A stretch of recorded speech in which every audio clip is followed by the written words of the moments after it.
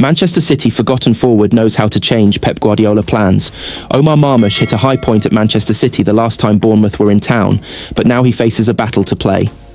Omar Marmoush scored the goal of the season when Manchester City hosted Bournemouth last season. It was voted as the best strike seen anywhere in the Premier League for a campaign that Marmoush had only arrived in halfway through. Enticed from Frankfurt in January with the promise of the minutes that Julian Alvarez had enjoyed, Marmoush spent a good chunk of his time filling in for an injured Erling Haaland, and the Norwegian's absences should not take anything away from the credit for City's new signing outscoring him and all of his teammates with 7 league goals. The fact that Marmoush's strike came just days after he had missed a crucial penalty in the FA Cup final, having been handed the ball by Haaland, was a reminder that the Egyptian was here to stay, and he started the final game of the season at Fulham later that week. For all City had lost that year, Marmoush was a find. Except, as Bournemouth prepare to visit the Etihad again, it will take something exceptional from Marmoush against Swansea in the League Cup to force his way back into the team by Sunday. 9 players have scored for City this season, if you include Burnley's Maxime Esteve with 2, but Marmoush hasn't found the net since his wonder goal. Injury accounts for most of that, although he was not massively effective positioned out on the left wing in the early games and has not been rushed back into action. Pep Guardiola brought on 4 players at Aston Villa in search of an equaliser before finally turning to Marmoush with just 10 minutes to go. Perhaps summing up his season so far, Marmoush looked to have crossed for Haaland to score a late equaliser, but had moved too early and was correctly flagged offside. Guardiola has had concerns for some time that the team aren't scoring enough goals to support Haaland when he can't find the net, as happened at Villa, and Marmoush is the prime candidate to do that. He has to be on the pitch to do that though, and then playing well. The first of those has to happen against Swansea in midweek. It has long been penciled in, and lower league opposition offer Marmoush the opportunity to feel his way back into form.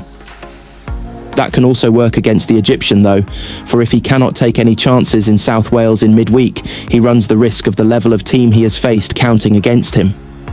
Marmoush has lots of work to do to get back to the point where he is forcing Guardiola to play him in the same team as Haaland.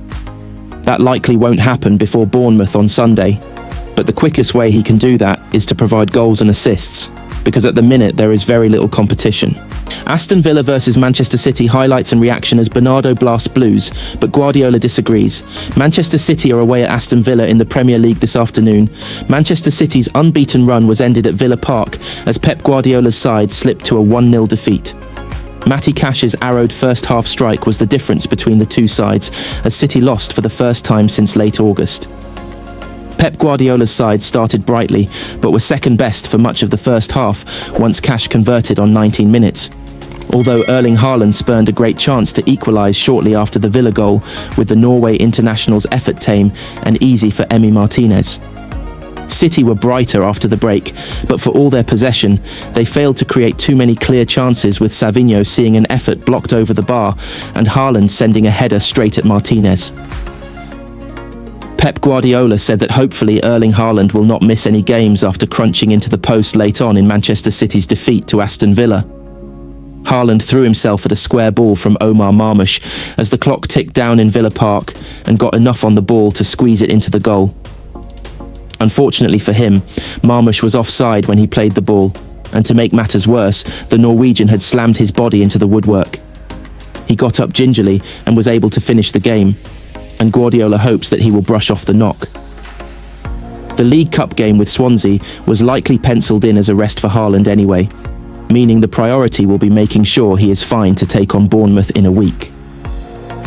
Pep Guardiola said he is less worried about Arsenal's lead in the Premier League title race than he was earlier in the season, as he praised Manchester City despite their defeat to Aston Villa. City lost their first game in 1-0 matches in all competitions on the same afternoon that Arsenal beat Crystal Palace, to mean the Blues are now 6 points behind the league leaders heading into November.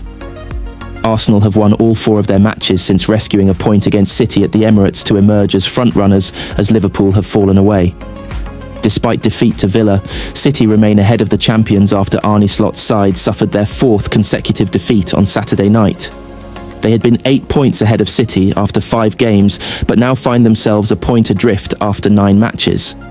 That is in part due to the collapse of the champions, but Guardiola is much happier with how City look now. Even in losing against Aston Villa, the manager felt that it was only fine margins that denied his team. Manchester City player ratings versus Aston Villa with 2 4-10s as Josko Gvardiol. Poor Manchester City player ratings as Aston Villa picked up a 1-0 win in the Premier League that ended a promising run for Pep Guardiola's side. Manchester City tasted defeat for the first time since August as they were beaten 1-0 by Aston Villa. Matty Cash's first-half strike was enough to condemn them to victory at Villa Park. With Nico Gonzalez only deemed fit enough for the bench after the knock he picked up in Villarreal, Tijani Reinders started in holding midfield for the first time this season. A bright start from the visitors soon gave way to pressure for the home team as they scored through Cash and looked to add another. City were better in the second half, but were unable to find an equaliser with Erling Haaland's late effort being ruled out for an offside against Omar Marmoush. So sorry, Erling Haaland set for Man City role as Pep Guardiola makes apology. Erling Haaland is the most used player in the Manchester City squad this season, and he isn't due for much of a rest anytime soon. Erling Haaland is too important to Manchester City to be handed a rest by Pep Guardiola as the Norwegian gears up for a season that could last 13 months. Nobody has started more games for City or played more minutes this season than Haaland, who has also played all but 1 minute of Norway's 4 World Cup qualifiers since June. His only night off for the Blues came in the Carabao Cup win at Huddersfield, and it looks certain he will be left in Manchester again next week when his teammates travel to South Wales to face Swansea in the 4th round. The 25-year-old's season started in the Club World Cup in June when he played 256 minutes across City's 4 games in the United States, and it will likely end across the pond next summer, with Norway on course for a first World Cup appearance in 28 years thanks to Haaland's goals. That could mean he plays upwards of 70 games this season, but Guardiola can't make a case for resting him, and will only do so if the title is wrapped up early. I'm so sorry for my colleague Ståle Solbakken from the national team of Norway, but I'm not thinking about that, said Guardiola. Maybe at the end, when we win the Premier League 10 points in front and 10 fixtures from the end, he'll take a rest. Now he feels fit, he feels fine. There are games when he might look tired and he isn't going to play. We are in a position right now. Champions League is massively important. The games we've played so far, and the next 2 games at home, will give us a really big chance to finish in the first 8. In the Premier League, I don't have the feeling Arsenal are going to drop many points. That is a reality. Now Liverpool lose their last few games in the league, but I saw them against United. They had incredible chances to win the game. I think Liverpool remain one of the main favourites. 3 or 4 points at this stage is nothing. I have the feeling both teams will lose few points, and that's why we have to be there. Nico O'Reilly, Aston Villa, and the best Manchester City debut that never happened. Nico O'Reilly will hoping to play for Manchester City and Aston Villa in very different circumstances to last year. When he could have made his debut, Pep Guardiola had never known his Manchester City squad be stretched like it was in December 2024.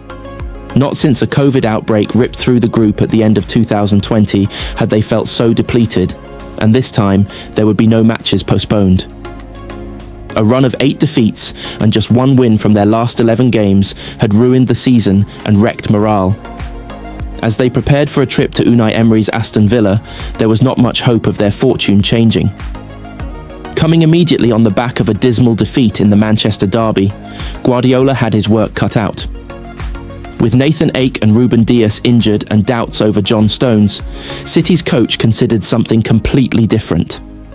In the days before the Villa game, a relatively unknown academy midfielder, Nico O'Reilly, trained in the centre-back role for what would have been a daunting debut. Ultimately, Stones was deemed just about fit enough to partner Akanji, and O'Reilly was simply left on the bench. When Stones malfunctioned again and was taken off at half-time, Kyle Walker came on instead, and O'Reilly wasn't used. Guardiola agonised over whether to throw his academy players into the team during the most difficult stretch of the season. Jamai Simpson-Pusey was tried in defence when the form first started to turn, but otherwise the manager decided it was better to protect the youngsters from the pain and trust his senior stars. O'Reilly's debut instead came a month later against League One opposition as Salford visited the Etihad in the FA Cup. The 20-year-old played at left-back and looked good, coming up with a goal. That performance earned him a start in the next round at Leyton Orient, and as City faced a quarter-final exit at the hands of a Bournemouth side who were good value for their 1-0 half-time lead, O'Reilly was summoned from the bench and changed the game. He became the first-choice left-back for the rest of the season, starting 8 of the remaining 11 matches in a City team that secured Champions League football. After some wobbles at the start of this term, Guardiola turned to his makeshift left-back again, with Rayhan Ait-Nouri ruled out of the Manchester derby, and O'Reilly hasn't looked back. 8 starts later, City had 6 wins and 2 draws, with only Jeremy Doku managing more assists than O'Reilly in that time. Since his debut against Salford, the Blues have an 81% winning percentage with O'Reilly and 48% without, as drastically their losing record with him in the team, 9%, absolutely rockets up to 32% when he doesn't start. We want him, so we did the effort that we need to help him stay here longer. I'm really pleased because Nico is growing a lot, Guardiola said last month.